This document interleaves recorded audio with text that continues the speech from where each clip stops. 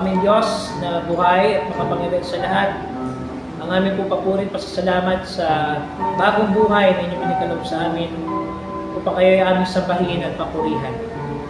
Igawan niyo po, Panginoon, ang inyong presensya sa pamamagitan ng inyong banal na Espiritu. Linisin niyo po, O Diyos, ang aming mga puso't isipan upang maging karapat dapat sa inyong harapan. At pangunahan niyo po kami muli ng inyong diwang banal sa pagtanggap namin ng inyong buhay at banal na salita. Sa pangalan ni Jesus. Amen.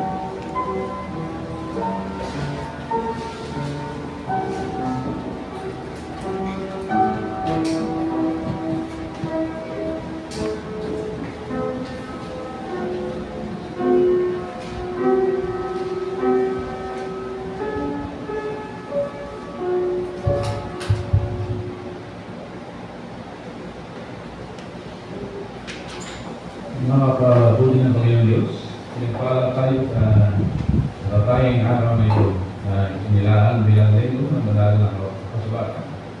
Tunay inihayag ng Diyos ang kanyang sarili sa atin sa pamamagitan ng salita na naging tao. Minamalat niya ang kanyang kapangyarihan at kakakilaan, puspos ng pag-ibig at katapatan.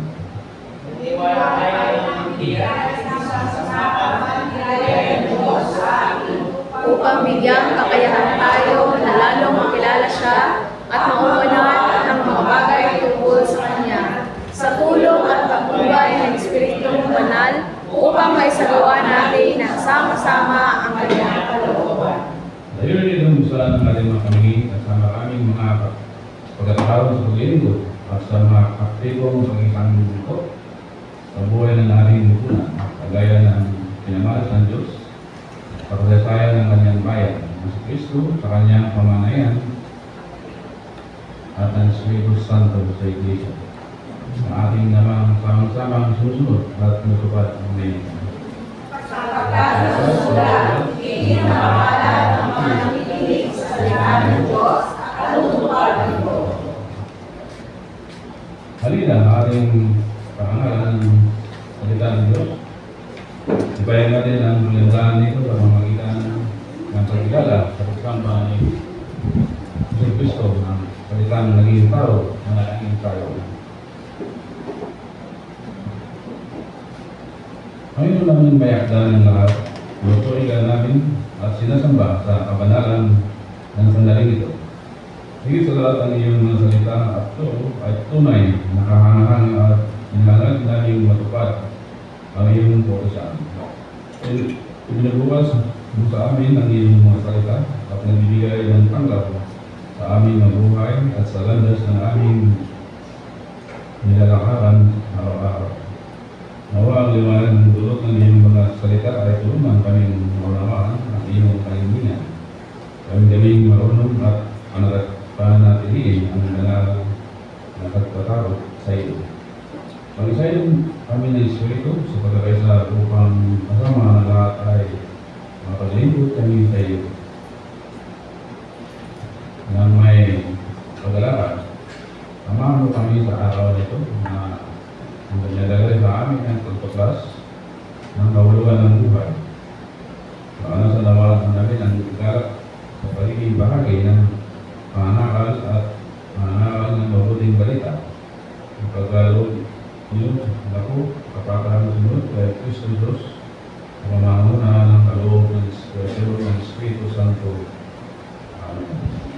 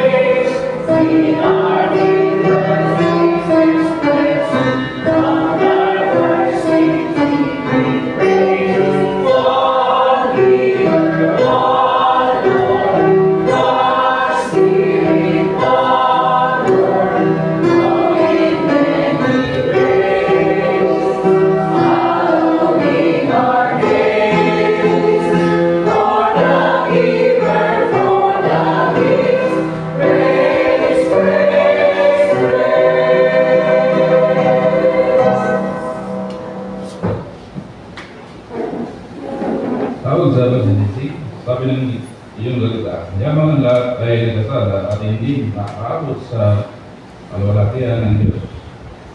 Roma 3:28. Lumapit kayo ngayon sa paanan ng Panginoon upang buong mapakumbakang ikumpisa ang lahat ng nagawa ng ating kasalanan. Manalangin tayo.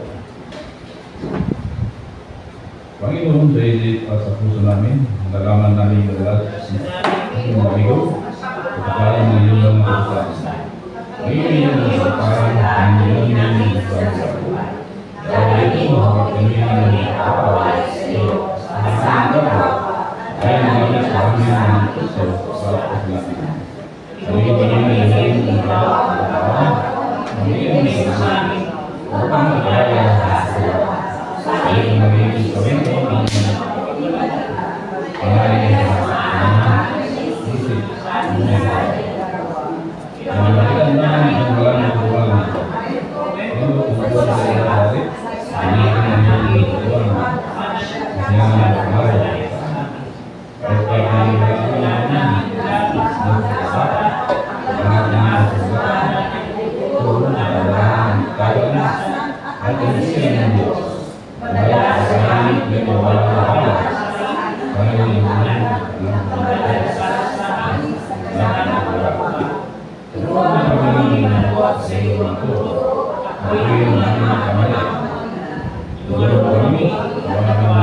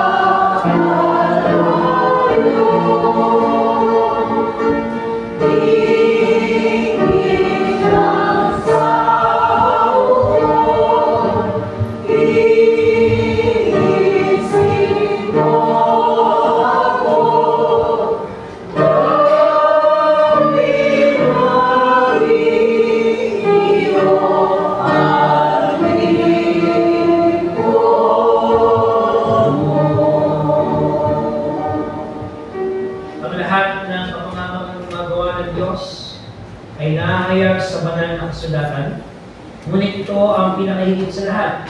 Ang Diyos ay mapagpala at puno ng awa. Kanino? Sa atin at para sa atin ang kanyang habag. Hindi lamang yon, binibigyan pagkakataon din tayo ng kanyang salita upang magbago. Ang baguhin ni Kristo ang ating mga buhay. Ito ang mabuting balita ng ating kaligtasan. Kay Kristo Jesus, ang salitang naging tao. Tinagap natin ang bago nating pagkakatinalan. Tayo ngayon ay binigyang karapatang maging mga anak ng Diyos.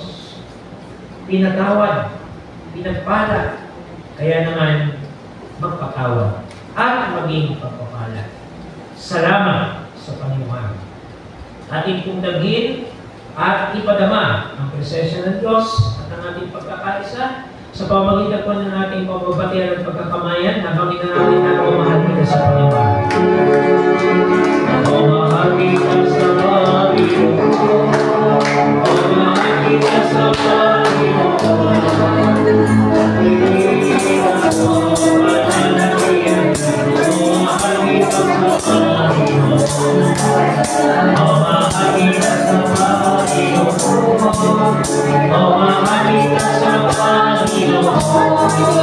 nakikita ko ang malalayan. Oh, mahal kita sa Panginoon. I love you. Oh, I love you with the love of the Lord. Yes, I love you with the love of the Lord. I can see in you the glory of the King. Yes, I love you with the love of the Lord. Oh, I love you with the love of the Lord. Oh, I love you with the love of the Lord. I can see in you the glory of the King. Yes, I love you with the love of the Lord.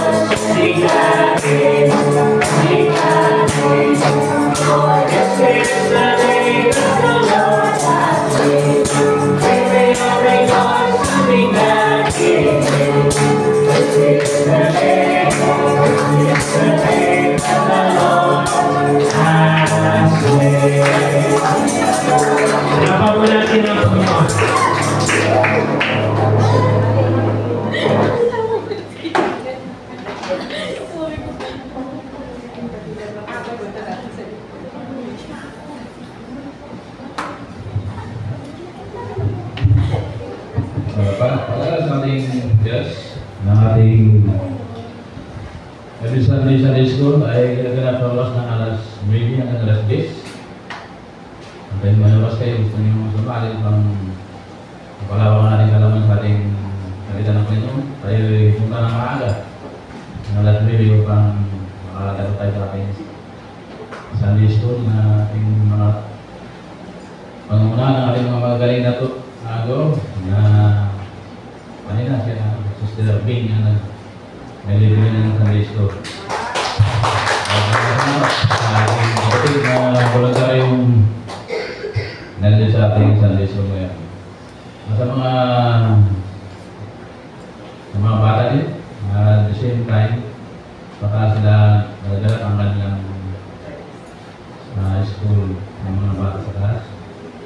Ang gawain sa ating mga church, every Sunday, after Mass, may ating choir practice. Alauna ng hapon. At yung every Wednesday, ating Bible study and prayer meeting. Makakataon yung sana alas 7 ng gabi hanggang pataas. So, nangyayari ngayon, nakidalo sa ating Bible study sa tuwing Miyerkules ating weekend. At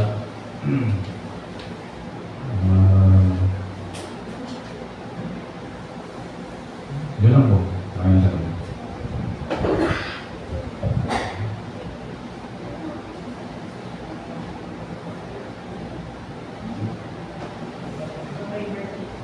Ay po, mga may birthday pala. Buwan ng last week ng itong buwan, January. Ating binabati sila. Ikat ka lang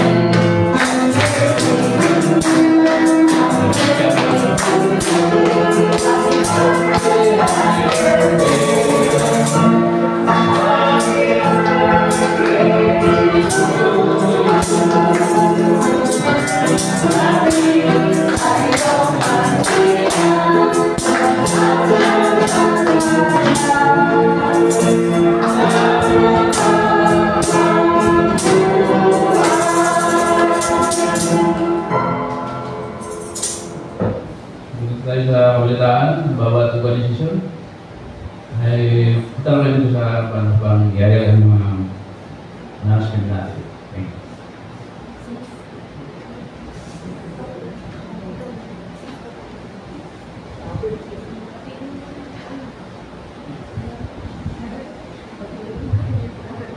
Magandang umaga po sa ating lahat. On behalf of our council, sa darating po ng January 28, ay magkakaroon po ng flu vaccination drive dito po sa ating iglesia. So, ang una po kasing pangyayari ay ang local church, local conference natin ay magbibigay sana ng 50 vials na Sanofi para sa mga miyembro ng ating iglesia. Pero dahil nga po wala pa tayong nakahanap na private health worker, tayo po ay lumapit sa ating karatig na Leverisa Health Center at ngayon po ay magbibigay sila ng flu quadri na vial na vaccination at ito po ay open na po para sa lahat. So pwede rin lang po ninyong dalhin ang inyong mga immediate family or mga kamag-anak na hindi pa po nababakunahan ng flu vaccine. At ito po ay gaganapin sa January 28, 1 p.m. So kung sino po yung may gusto at gusto rin ipalista ang inyong mga kamag-anak ay maaari lamang po kayong lumapit sa amin para po mailista ang mga pangalan. Sa gawain din po na yon, na araw na yon ay magkakaroon ng SIAF retreat. Tawagin ko na lang po si kapatid na Jazz para po sa mga iba pang announcement.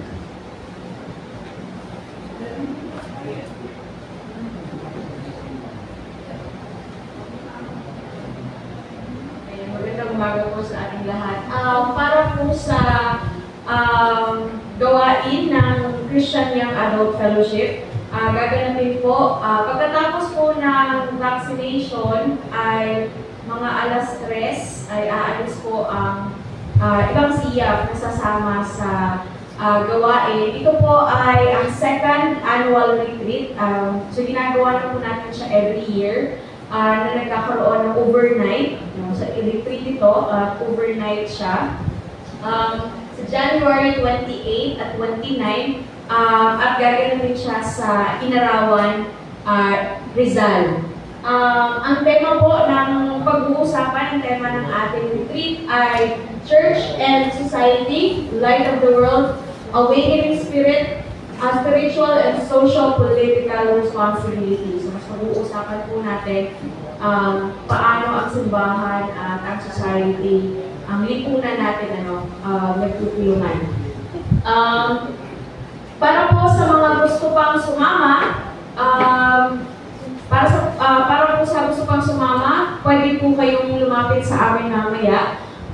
Basta po, meron po kayong sariling tent dahil ito po ay camping.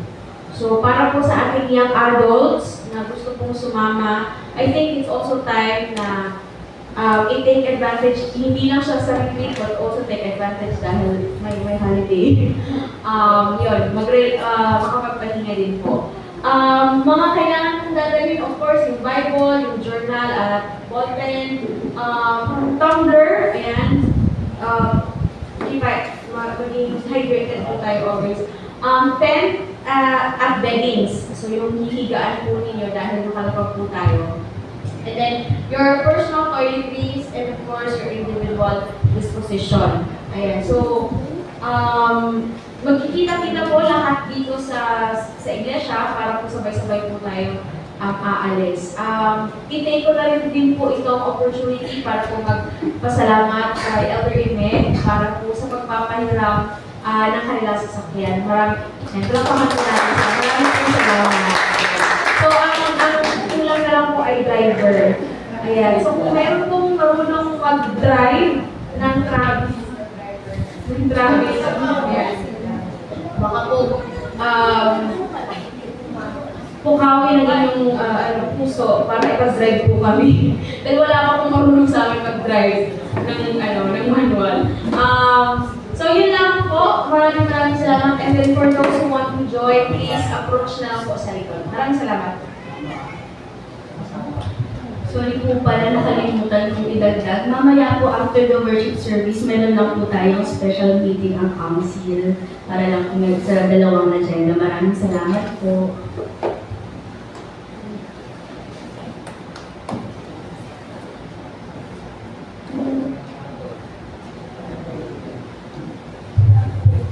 Magandang umaga po. Paalala ko lang yung sa darating na February 1, ang LCSMC, CWA, UCN, Joint Love Fellowship na gaganapin sa PCU Las Marias. Kung sino po yung gustong sumama pa, kasi yung ticket natin 5, na-distribute ko na. Kung sino pa yung gustong sumama, magsabi na kasi para makapag-reserve tayo ng ticket natin kasi kailangan talaga ito may ticket. Itong ticket kasi para po sa food kasi buffet kaya 500 tapos bayad sa sound system. Kaya malayo-layo to, dapat maaga tayo aalis dito. Siguro final na walang sasali sa atin ng sayaw, parang ako lang yata. Ang attire dito ay yung mga panahon ng 1970s, kung sino yung mga nakakal. Pero nasa ticket yun. Yung UCN, parang sabi nito mas may tatlo ang sasama. Dapat malaman ko kasi para masabi dun sa presidente para yung mga ticket. Kolektahin na rin po yung mga bayad sa ticket. Maraming salamat.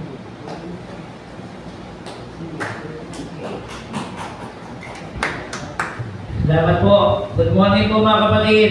Good morning. Good morning. Tayo po ipapasalamat sa Panginoon at sumapit na po tayo sa huling linggo ng Enero. Ito po yung last Sunday ng buwan. At actually ito po ang buwan ni na Kuya Tom, Enero. At nagpapasalamat po tayo sa Diyos dahil ang buwan ito ay kanyang binigay upang ating pagdiwag ang buwan panahon ng Epipanya sa ating liturgical season. At sa linggo po ito ay ating pinagdiriwang ang National Bible Sunday o pambansang linggo ng banal na kasulatan. At ang ating pong tema para po sa buwan ito ay mula po sa Philippine Bible Society. At ito po yung ating magiging paksa ng pagninilay sa umaga ito. Ano po? Yung God's Word, Source of Hope. Ano? Yan po yung ating tema para po sa National Bible Month and National Bible Sunday. Para po sa inyong kaalaman, ang National Bible Month ay isa po sa naging presidential decree ng ating dating Pangulong Fidel V. Ramos. Ano? So batay po sa kanyang, batay po sa batas na naisagawa, ang buwan po ito ay itinalaga bilang pambansang buwan ng banal na kasulatan. So hindi lang po ang Ebangheliko o sa ating pananampalataya ang nasa-celebrate ito, kundi ang buong isang kakristyanuhan po sa ating bansa, maging ng ating mga kapatid ng mga Romanong Katoliko ay pinagdiriwang din po ang National Bible Sunday at National Bible Month. At kung nailig po nito, ay may mga isinagawa rin po ng mga gawain, particular po ang Week of Prayer for Christian Unity. Alam po dito sa Manila, noong Biyernes po ay ginawa yung closing culminating worship dyan po sa Iglesia Filipina Independiente sa may Top Avenue. And then sa may Southern Tagalog naman po, sa darating na January 31, gaganapin po yung culminating activity ng Week of Prayer for Christian Unity. At gaganapin po ito sa UP Los Baños, sa Church Among the Palms, yung ating pong simbahan po sa Los Baños. So panalangin po natin na may maging mabunga at may maging matagumpay po ang naturang gawain. Ang inyong likod din po ay dumalo naman sa UTS 118th anniversary noong nakaraang January. 2 days lang po ko kasi medyo nagkaroon ng amibiasis sa inyo nito. Pero okay na po. Ano? At sa 3 araw po na event na yon ay ating pong pinagdiwang din ang Church Workers Convocation. Nagkaroon po ng halalan ng ating alumni officers. Hindi na po ako nag-ruling po yung kasi ako po ay nominee sana for Vice President Kaya lang yung hindi po present during the assembly, hindi po pwede i-voto. Sayang. Hindi pa para sa akin yan. Ano? So next time po, nawa ay maging next year, hopefully, maging magbunga po yung ating alumni homecoming. Ano? At ipanalangin po natin yung ministry ng ating pong institusyon na ito, ang Union Theological Seminary, na patuloy pong mag-encourage at mag-recruit ng mga panibagong generation ng mga church workers. Hindi lamang po pastor, kinakailangan din po natin ang diaconal ministers, ang mga music workers, at iba pang bahagi ng ministry ng ating Panginoon sapagkat medyo kulang na po tayo sa ating mga manggagawa sa ngayon. Ang ilan po sa ating mga manggagawa ay retired na at iba po nasa piling ng Lord. So kinakailangan po natin magpusigin na mag-double effort para po mag-encourage ng ating pong mga kabataan para maging bahagi po ng full-time ministry ng ating Panginoon. So we hope and we pray dito po sa ating church, meron din tayong ma-produce na susunod ng mga church workers dahil kinakailangan namin kayo. Kinakailangan natin ng inyong pagtuwa, mga kapatid. So kung naibig po ng ating mga malasakit pa, ay patuloy natin sama sa panalangin pa rin po ang ating mga kapatid na nagpapalakas at nagpapagaling. Ating kapatid na Joey, ang ating kapatid na Oring Pardo, na kamakailangan din po ay hindi ng kanyang karawan. So belated happy birthday din po pala. And sa iba pa mo natin mga kapatiran na nagpapalakas, at kumakaharap po sa iba't ibang mga health challenges ng buhay. Nawa po ang kamay ng Diyos ang hingi po sa inyo at tanggapin ninyo ang kalakasan na mula sa Kanya. Kahapon din po ay ating idinakos ang sakramento ng bautismo Kristiyano. At natutuwa po tayo sa sambahayan ng ating kapatid na Aldrin at Micah sa kanilang sa panibagong kaanib ng pamilya ng Diyos sa katawan po ni Eden. Okay, ni Eden na atin pong itinalaga kahapon. So, pagpapalayan po ngayon ng ating Panginoon. So, sama mo natin sa panalangin, yung binagit ng ating SIAF, President, kapatid na Jazz. Una-una po, yung ating mamaya yung ating Special Council meeting. Pangalawa, yung flu vaccination drive na gaganapin nga po sa Martes, alas 2 po ng hapon. So, pinapag-usapan din po natin ng ibang mga church members, although isinama na po ito sa programa ng ating SIAF na bago po tumungo sa retreat, dito muna sila. Para po tumulong, mag-assist po doon sa ating mga local health workers na makakatubang po natin. So mamaya po ipafinalize natin kung ano yung ating gagawin doon sa natitirang 50 bias na galing sa komperensya. Kasi sayang din po yun, mamaya i-finalize po natin kung paano po ang makabubuti para doon. Mga kapatid. Sige po. May karagdagan pa po tayo? Yes, Okay, Madam Chair.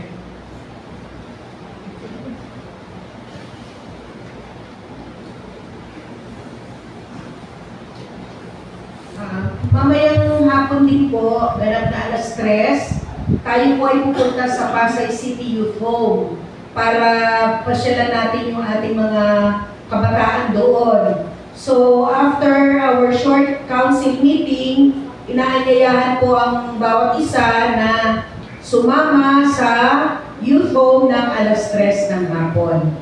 Makipag-ugnayan na lang po sa akin o kaya kay Sister Joy. Thank you, Pastor.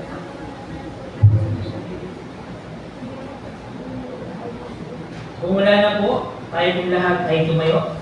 Hindi lang tanda ng paggalang sa pagbasa ng ating mga matayang talata at ating wala na kasulatan sa mga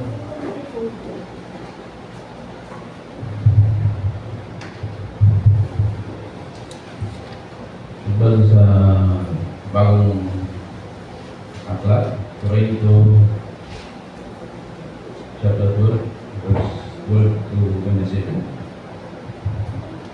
Isang katawan ngunit maraming bahagi. Si Kristo tulad ng isang katawan na may maraming bahagi kahit nagbuo na ibang bahagi, ito ay nanatiling isang katawan.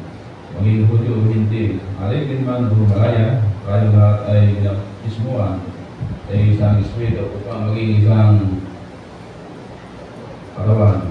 Tayo lahat ay pinainom sa isang espiritu. Ang katawan ay binubuo ng maraming bahagi at hindi nag-iisang bahagi lamang. Kung sabihin ng paa, hindi ako kamay, kaya hindi ako bahagi ng katawan. Hindi na nga ba ito bahagi ng katawan? Hindi na nga ba ito bahagi ng katawan kung puro mata lamang ang buong katawan? Paano ito makakarinig kung puro tayo lamang ang buong katawan? Paano ito makakamoy? Subalit nilagay ng Diyos ang bawat bahagi ng katawan ayon sa kanyang kalooban. Kung ang lahat ng bahagi ay pare-pareho, hindi yan may tuturing na katawan.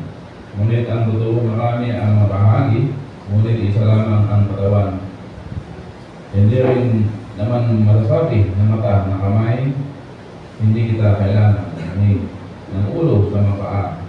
Hindi ko kaya kailangan sa katunayan ang mga bahaging parang mahihina ang siya ang kailangan, ay pinagkukulan ng higit sa pagpapahalaga. Ang mga bahaging hindi ligas na mga bahaging sadyang maganda, Nangyayos ng Diyos ang ating lawan, binigyan. Yan ang higit na karangalan ang mga bahaging hindi gaanong marangal. Upang hindi masaktan ang isang bahagi, masaktan na lahat. Kung karangalan ang isang bahagi, nagagalak ang lahat. Kayong ang lahat ng isang katawan ni Kristo ay bawat isa sa inyo ay bahagi dito. Ay para sa pagbasa ng salita. Kung tayo sa sagutan pagbasa,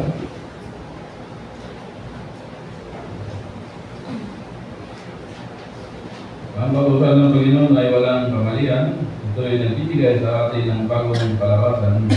At ang turo ng Panginoon ay mapagkatiwalaan at nagbibigay kaunuan sa mga walang kaalaman.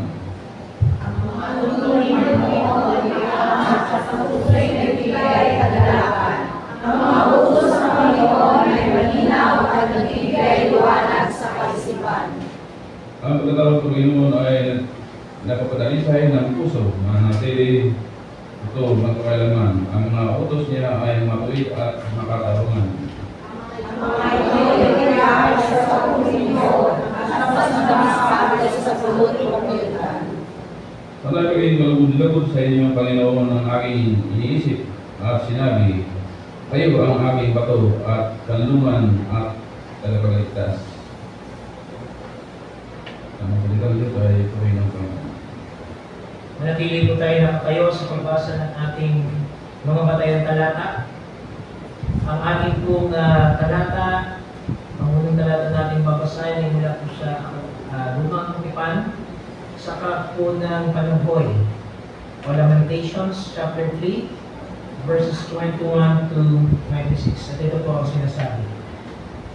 Gayon may nanunumbalik ang aking pag-asa kapag naalala kong pag-ibig mo, Yahweh, ay hindi nagmamaliw. Kahabagan mo'y walang kapantay. Ito ay laging sariwa bawat umaga. Katapatan mo'y napakadakila. Si Yahweh ay akin, sa Kanya ako magtitiwala. Si Yahweh ay mabuti sa mga nananalig at umaasa sa Kanya. Kaya hindi nakamainam ang buong tiyagang umasa sa ating kaligtasan, si Yahweh ang may dala. At sa ikalawang pagbasa po, ay matatagpuan naman natin sa Bagong Tipan, sa sulat sa mga taga-Roma, ni Apostol Pablo sa mga taga-Roma, Kabanatang 15, versikulong 4, o Romans chapter 15, verse 4. At ito po ang sinasabi. Ano man sa kasulatan noon, panguna, ay nasulat sa ikatututo natin upang sa pamamagitan ng pagtitiis at sa pagpapalakas ng loob mula sa kasulatan ay magkakaroon tayo ng pag-asa. Pinagpala po tayo ng ating Panginoon sa pagkakabasa ng kanyang buhay at banal na salita.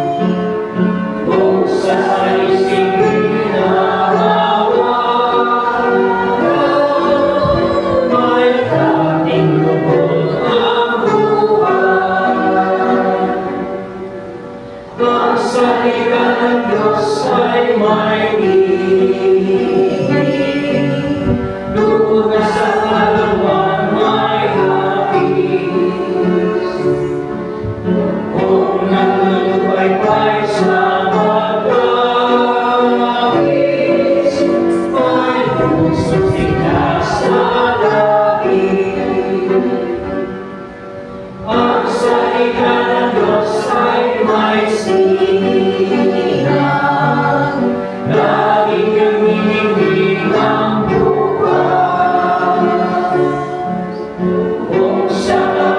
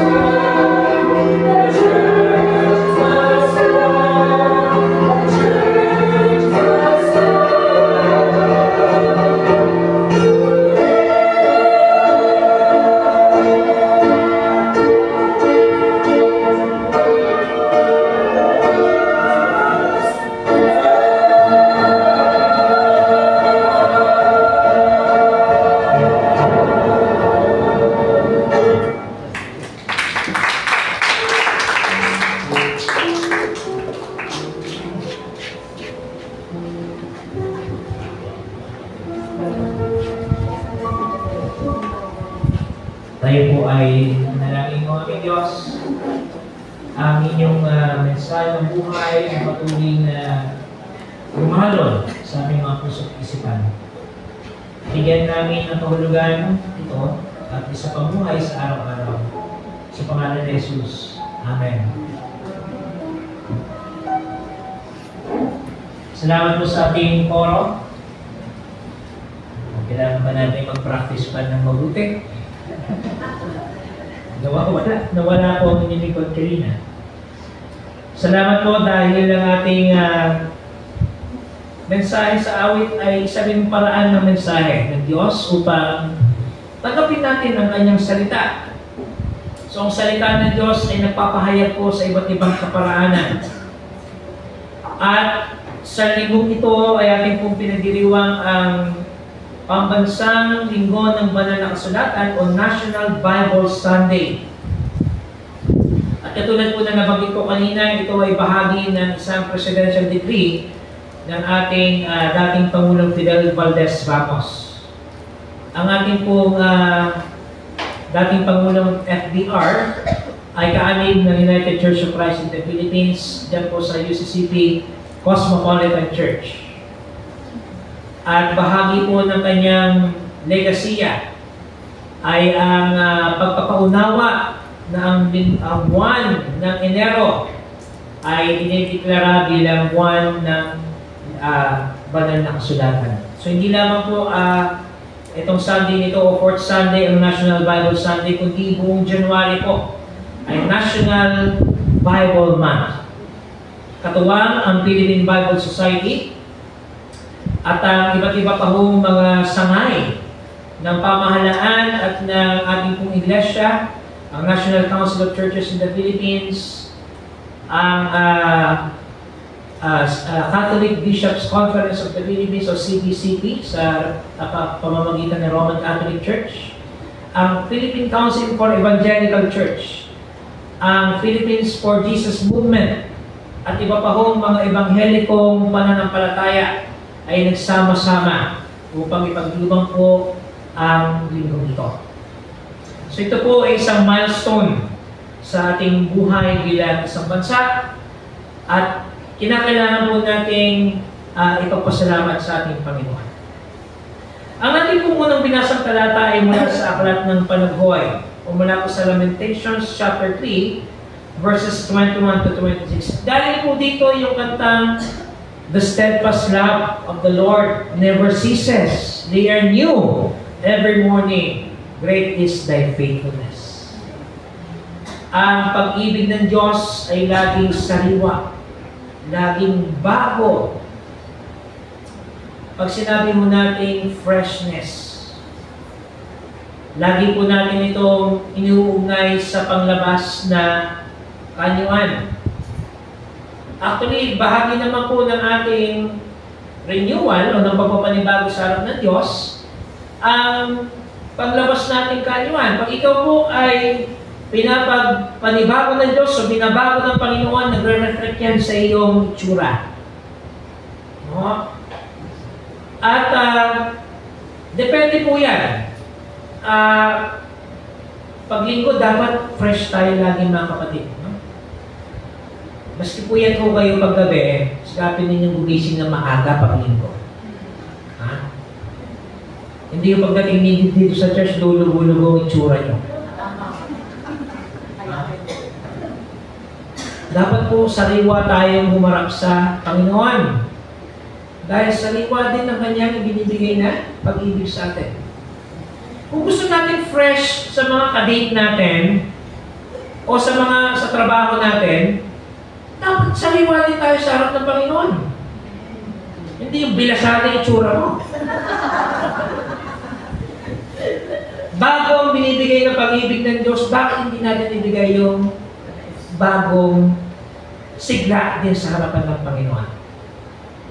Yung tipong excited ka pag pupunta ka sa isang activity outside the church, no? Pero pagdating sa simbahan, tinatanghali na tayo.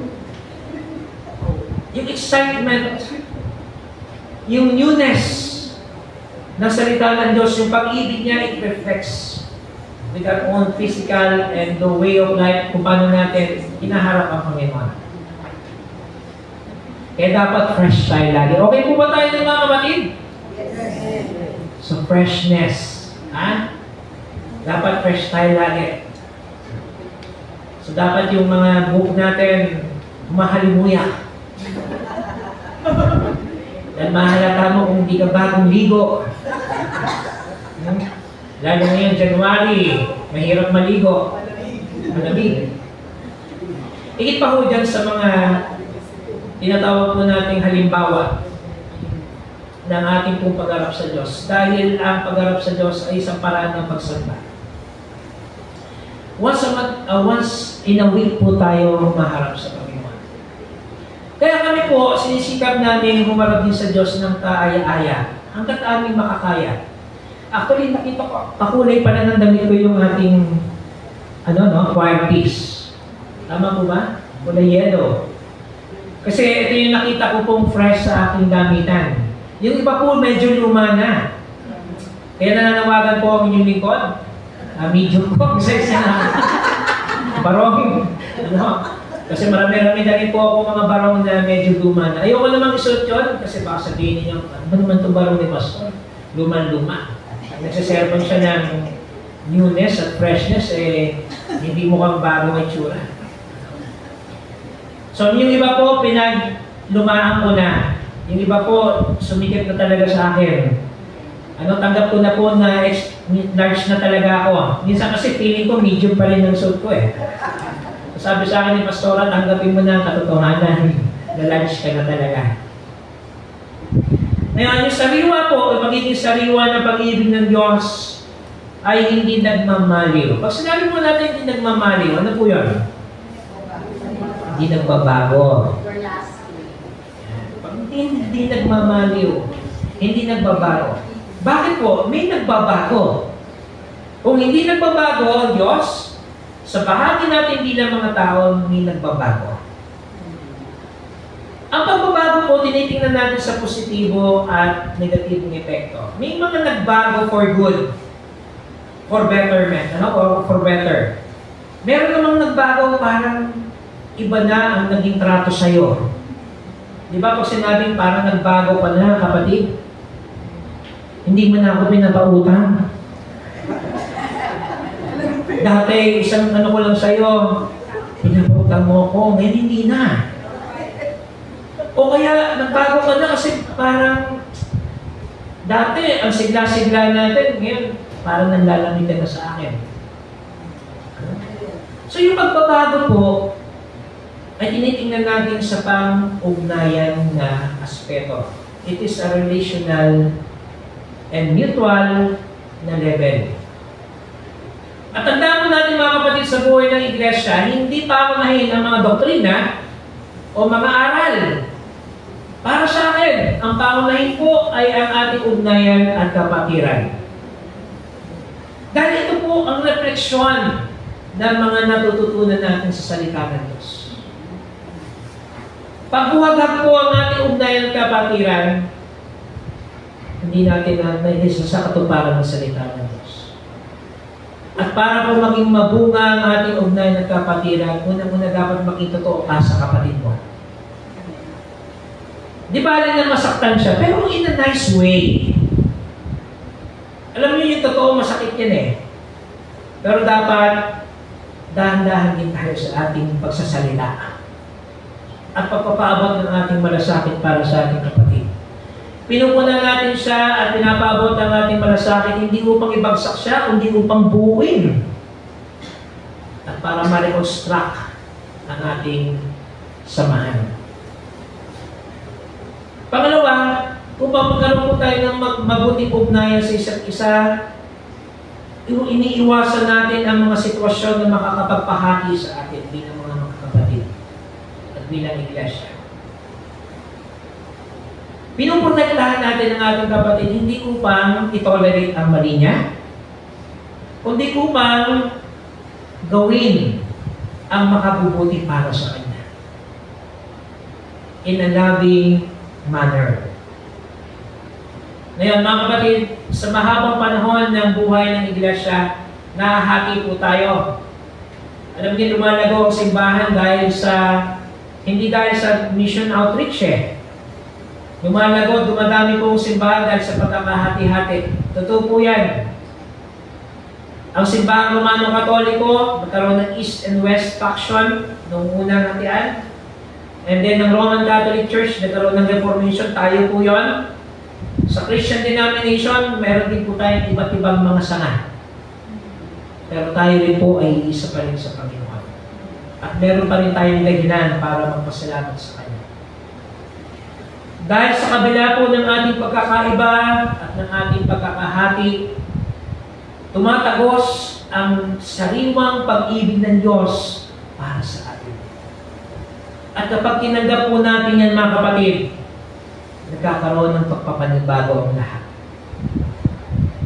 So kung sariwa ang pag-ibig ng Diyos, dapat po natin itong tanggapin, ipagpasalamat, at dapat po natin ibahagi.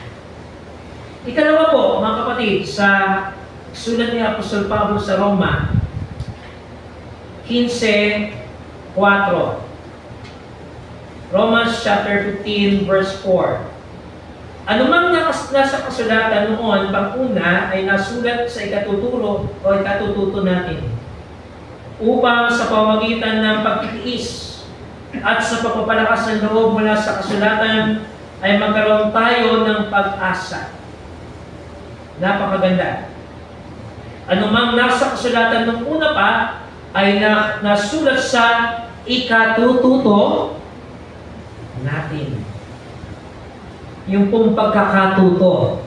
So natin bigyan ng pansin dito.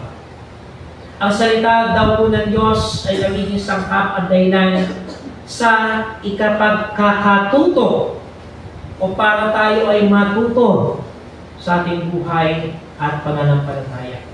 Ang tanong, natututo ba tayo? Noong nakaraang araw po, aking nakita yung mga survey sa Sana hindi totoo ito. May mga slate ng senatorial balls para po sa nalalapit na halalan. Parang pare-pareho pa rin yung mga senador na nakita ko na nangunguna doon sa survey ng ating bansa. Minsan nag-iisip ako, naninilay ako, natuto na ba ang sambayan ng Pilipino sa mga nangyari sa ating paligid, sa ating bayan? At tila baga nabubulag pa rin sa mga sumayaw ka lang ng budos dyan, senador ka na. Yung umanta ka lang ng, ang tawag dito, yung kay Eric Clapton, Kuya Peter, ano ba yung kantang yan? Wonderful Tonight? Alam na alam ni Kuya Peter. Umanta ka lang ng Wonderful Tonight, senador ka na.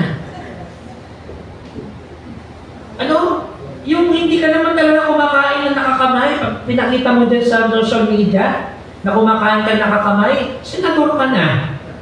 Pero sa totoo nang pagkatapos na nabuhubos na ng kamay at alcohol, yung mga projection nila makamasa sila pero sa totoong hindi. Bakit ganoon? Natuto na ba tayo bilang mga Pilipino? Bilang mga mananampalataya, marami na tayong mga pinagdaan ng sitwasyon sa ating buhay. Namely, sa ating personal na buhay, sa ating pamilya, sa ating iglesia. Natuto na ba tayo, mga kapatid? So, nangangahulugan na salita ng Diyos ay sangkap para matuto ang bawat isa sa atin.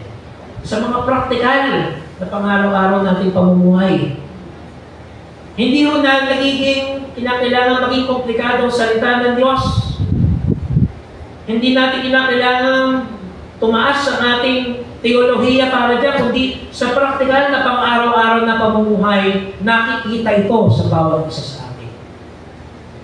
Sa ating gawi, sa ating pananalita, sa ating pagtingin sa buhay, sa ating pagpapalaga sa oras, sa ating commitment sa gawain at ministeryo, nakikita dyan kung ano ang kahulugan ng salita ng Diyos.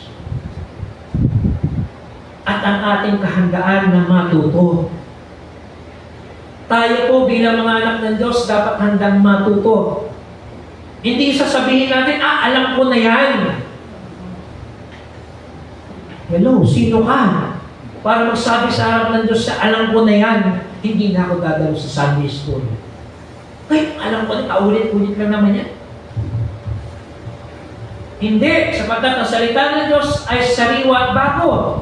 Ito pong Biblia ito mga kapatid, 2,000 taon na nakakalipas, pero bakit pinaninilayan pa rin po natin ito? Sapagkat ito ay sariwa at bago at laging may kaugnayan sa ating buhay bilang mga mananampalataya. Laging mayroong kurot. Kapag umi-epekto sa iyong salita ng Diyos, kukurutin ka talaga niya. Tatamaan ka talaga ng salita ng Diyos. Kasama ko ako. Kasama ang lahat sa atin. Dahil ganyan kamakapangyarihan ang salita ng ating Diyos. Nagdudulot ng pagbabago. Ang salita ng Diyos ang maaaring magbagsak sa iyo dahil sa mga mali nating mga gawin at isipan. Subalit ang salita ng Diyos din ang mag-aahon sa atin. Magbubuo sa akin. Sapagkat ang pag-ibig ng Diyos ay laging sariwa. Alam niyo, hindi naman natin kailangan maging, siguro sa UCCP nawawala na yung memory verse. Yung persitas, At ayan ang kailangan natin i-revive. Kaya po sa ating mga Sunday school, dapat may mga memory verse talaga tayo. Kasi yan po yung ating, pagpaulit-ulit yung pong sinasabi yan, tumatatak sa iyong puso at isipan. Pagpaulit-ulit mo sinasabing, pogi ako, maganda ako, maganda ka. It is a word of affirmation. Na positibo ha? Pero pag negatibo pa ulit-ulit yung sinasabi mo sa kapwa mo, ano na mangyayari? Negatibo din ang magiging buhay. Anong pwede mong sabihin positibo sa katabi niya? Pwede ba? May makikita ka ba positibo sa kapatid mo? Yes. At yan ang bunga ng salita ng Diyos. Ang pagpatatalaga at muling pagtitibay ng ating mga sarili sa harap ng Diyos. Na tayo pala ay mahalaga sa harap ng Panginoon. Dahil nilikha tayo na kawagis niya. Mga kapatid, sa umagang ito, meron pong acronym yung ating hope. Ano po? Ayan. Hindi ko na ho palalalimin pa, pero i-mention ko po sa ating mga kapatid. Yung letter H po ay ito. Harmony. Ayan. Letter O, obedience. Letter P, peace. And letter E, empowerment. So mga ito mga kapatid, ang salita ng Diyos ay mayaman.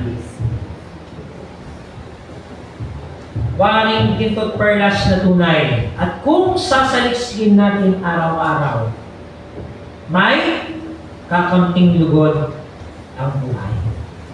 So happy National Bible Sunday po mga kapatid. And we hope and we pray tulungan tayo ng ating Panginoon na sama-sama tayo mag-aral, magsaliksik ng kanyang salita at tulungan niya po tayo sa kabila ng ating flaws, ng ating kainan bilang mga tao.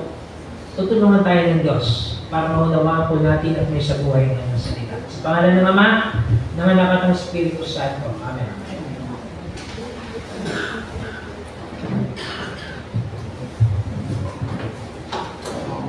Bagay sa pagkakaloob, dabi sa atin ng Biblia, tagugon ng may akibat na gawa ng pagpupuri at pasasalamat sina Miriam, Hannah at Maria sa mga pagpapalan kanilang tinanggap mula sa Diyos. Kasama nila ang iba pang hindi kabilang na tao sa Biblia na nagtamasa ng biyaya buhat sa Panginoon gaya ni Jonas na nagsabi ng ganito. Di ako maghandog ako sa inyo ng may awit ng pasasalamat. Tututuin ko ang pangako na maghandog sa iyo. Kaya po, Panginoon, ang nagliligtas. Jonas 2, verse 9. Alin ang ating galuhan ng ating mga kaloob na pangako, gabot at alay na pasalamat ang Diyos. Tupakin natin ang ating mga pangako sa Kanya. Gawin natin ngayon ang paghandog. Pagligon sa ating mga alay at pangako.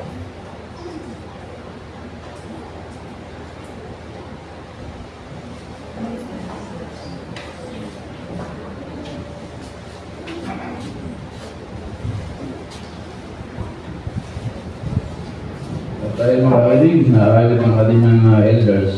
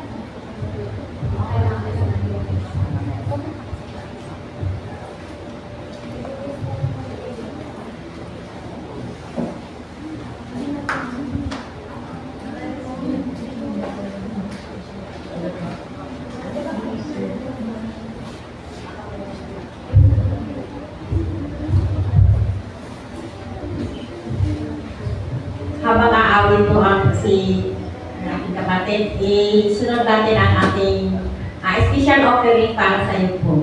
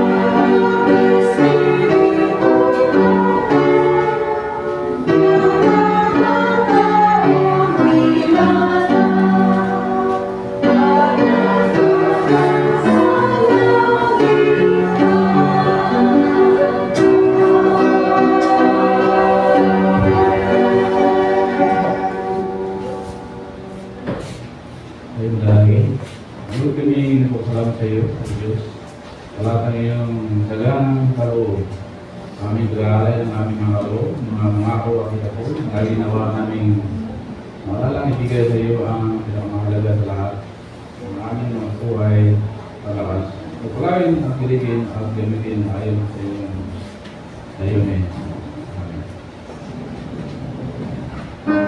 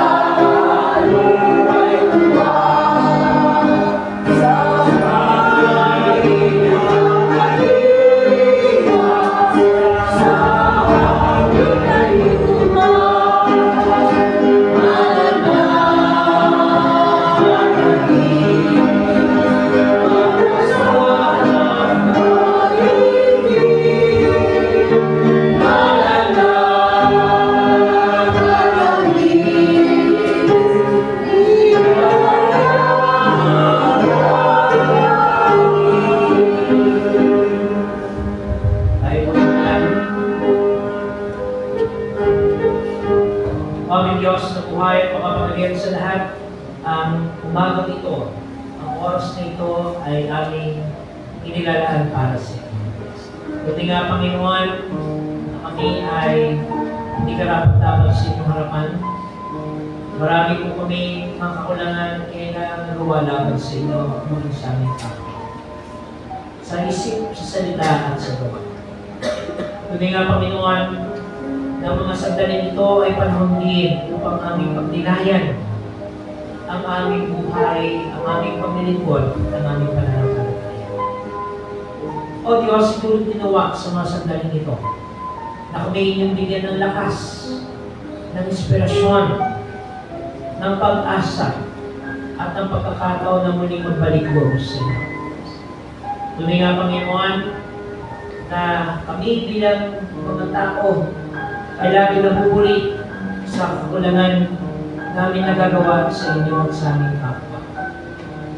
Kadalasan namin pinipili ang mga landas na maaaring kapapahamak ng bawat isa sa amin. Panginoon, kami po ay patuloy na lumalapit sa inyo upang bigyan kami ng sapat na karunungan nagmumula sa inyong pananasalita.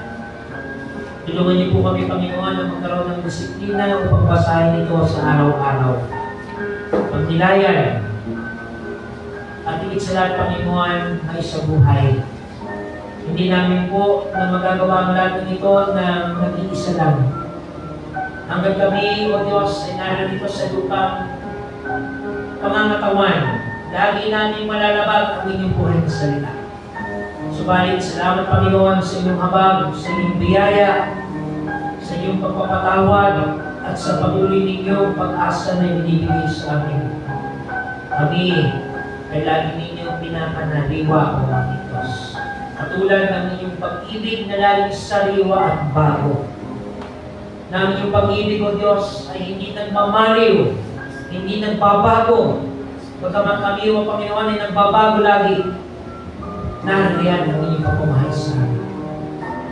At inyong nga sinubong inyong bugtong na anak, ng aming Panginoong Jesus, upang bigyan kami ng pagkakataon na magpaligtog sa inyo. At makita namin, Panginoon, ang kahalagahan ng aming pagpapasakop sa inyo.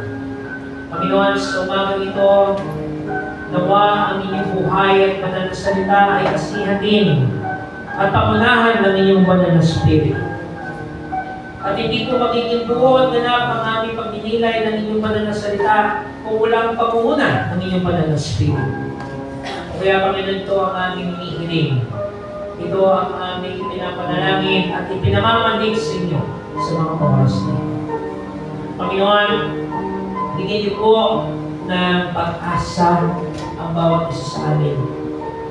Ang aming pagkakaisa at pagbubuklod din ang kapatid, ang aming pag-uugnay sa isa't isa. Ang aming pagpapatawad sa mga nagkasala sa amin. Ang aming pagsusumikap na buuin ang aming mga ugnay ng relasyon. Ang aming pagsusumikap, Panginoon, na ipadama ang pagmamahal namin tinanggap mula sa inyo. Ang aming pagsusumikap, Panginoon, na gawin ang nararapat sa lahat ng oras at panahon ng aming buhay. Panginoon, sikapin po namin na gawin ang lahat ng ito sa tulong ng presensya ng Ito. Aming dalangin ng aming mga kapatid na nagdiwang at nagdiriwang ng kanilang karawan sa linggo nito. Patuloy niyo pong pagpalain ng inyong mga anak nito at ipagpasalamat namin, Panginoon, ang panibagong buhay na aming tinanggap mula sa inyo. Panginoon, aming nakita na ang buhay na ipinagkaloob sa amin ay dapat namin gamitin sa mga makabuluhang gawain. Gamitin namin, O Diyos, ang buhay nito sa ikapagpapupuri namin sa inyong dakilang pangalan. Panginoon, aming din pong itinatalaga, inadalain sa inyo ang mga nalalapit na gawain para sa linggo nito. Sa hapong ito, Panginoon, ang muling pagbisita sa mga bata o sa Pasay City Youth Home. Pamunahan niyo po at samahan ang inyong mga lingkod na darako sa dahon ngayon. Ganun din po sa nalalapit na vaccination program at ministry ng Iglesia nito. At ganun din ang annual retreat ng SIA. Panginoon, kayo nawa ang mag-provide ng mga pangangailangan ng bawat gawain nito, O Diyos. Naniniwala kami na kailanman hindi kayo nagkulang. Kayo ang Diyos na nagbibigay sa amin ng sapat at higit pa sa aming unang pangangailangan. Pinakailangan na namin ang Panginoon na yung iwala sa inyo. At patuloy namin isuko ang aming mga sarili sa inyo. Panginoon, aming ikinadalangin bawat pamilya na bumubuo sa iglesia nito, sa aming mga kapatid na hindi namin kapiling at kasama sa gawain ng pagsamba. Sa ano sila naroon, Panginoon, ay patuloy namin silang inaalala at pinapanalangin. Ganun din, Panginoon, sa aming mga kapatid na darako sa iba't ibang larangan ng buhay sa linggo nito, kaya hindi pinakakaliwala sa inyo, aming Diyos. Samahan niyo po kami pinalat, Panginoon, at ang liwanag na dulot ng inyong banal na Espiritu at ng inyong banal na salita ang bumabay at tumanglaw sa bawat isa sa atin. Ito po ang aming pagsama at panalangin ng aming pasasalamat sa tanging pangalan ni Jesus na aming Panginoon at Tagapagligtas. Amen. Sa inyong paghayo, nawa ang salita ng Diyos ang magsilbing ilawan sa inyong mga paan, liwanag sa inyong mga landas. At nawa ang tabak ng Espiritu sa salita ng Diyos ang inyong magsandata sa pagharap sa lumang kasamaan na nasa ating paligid. At ang buhay na salita ng Diyos ay magliwanag sa inyong mga buhay at sa bahayan sa lahat ng inyong mga ginagawa at sinasabi. Huwag ninyong alisin o huwag ninyong aalisin sa inyong mga bibig ang salita ng Diyos, kundi ito ay pagbulay-bulayan araw at gabi upang inyong masunod ang ayon sa lahat ng nakasulat dito. Sapagkat kung magkagayoy, iyong pagiging hawain ng inyong lakad at magtatanungan ng tagumpay. Humayo tayo ngayon sa kapayapaan, nakahandang iligid at pag-ipulan ng ating isang Diyos, ang Diyos na manlilikha, Diyos na manunubos, at Diyos, diwang at buhay. Amen.